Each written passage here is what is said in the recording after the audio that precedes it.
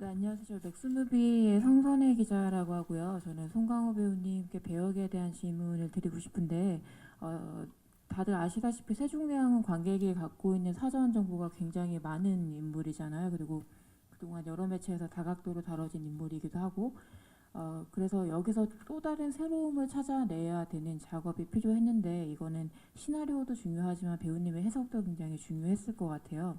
그리고 송강호 배우님이라는 이름에 대한 관객들의 기대치도 굉장히 높고요. 그래서 여러모로 부담감이 큰 작업이셨을 것 같은데 캐릭터의 접근 과정과 주안점에 대해서 여쭤보고 싶습니다.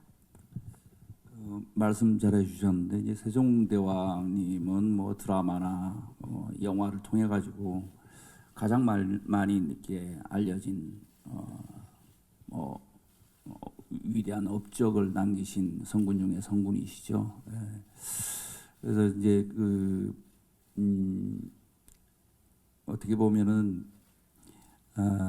그런 성군의 어떤 모습이 우리가 이렇게 봐온 어떤 모습도 있지만 우리 스스로가 머릿속에 그리고 있는 자기들 마음속에 세종대왕께서는 이러이러할 것이다라는 것들이 분명히 계실 거라고 생각합니다. 그래서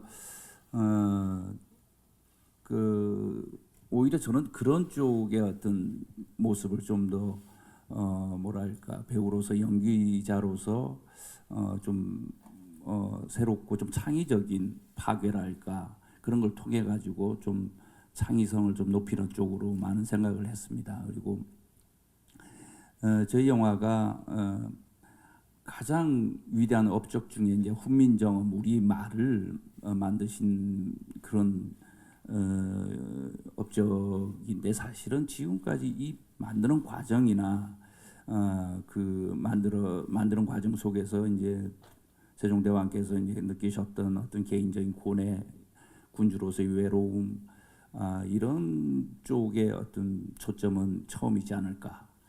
그런 쪽에서 이제 좀 더 저희 영화의 어떤 특별함이 있지 않을까라는 생각에서 배우 연기도 이제 그쪽으로 좀 많이 이렇게 생각을 했던 것 같습니다.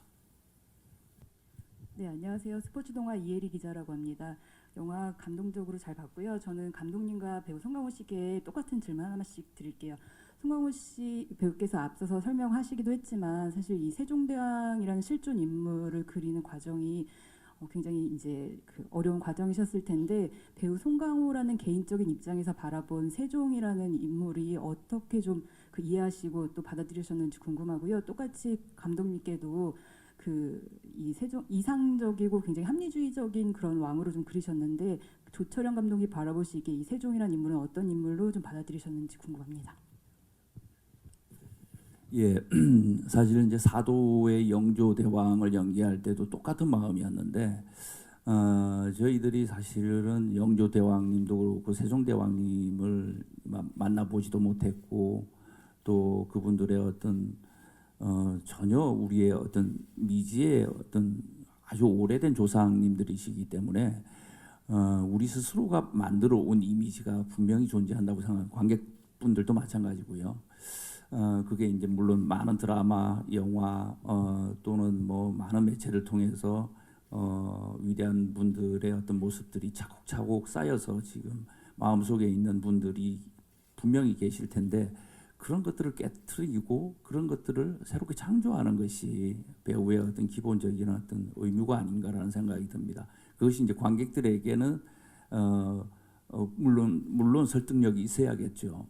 그래서 그런 어떤 것이 이제 뭐 어떤 배우 또 예술가들의 어떤 기본적인 어떤 기본적인 것이 아닐까라는 생각에서 세종대왕이라는 어떤 우리가 보이지 않는 이미지 속에서 갇혀 있는 위대한 성군에 대한 모습을 차곡차곡 처음부터 끝까지 새롭게 만들어간다라는 그런 마음으로 임했던 것 같습니다. 네.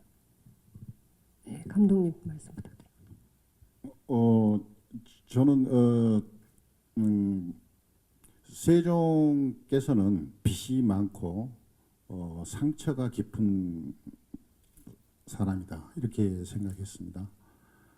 그가 왕에 오르기까지 전대에 수많은 어떤 피비린내 나는 어떤 권력 투쟁이 있었고 또 형님들 두 분을 제끼고 왕이 되는 과정 또 왕이 되자마자 아버지에 의해서 처가가 인척의 정치 관여를 방지한다는 어떤 그런 명분으로 처가를 다 역적으로 몰아서 몰락시키는 그런 과정 속에서 기본적으로 상처받은 인간이 아닌가. 그리고 그 상처의 이면에는 인간적인 빚이 굉장히 많다고 생각을 했습니다. 그리고 그렇기 때문에 그는 군주로서 뭔가 하지 않으면 도저히 견딜 수 없는 그런 지점에 도달하지 않는가.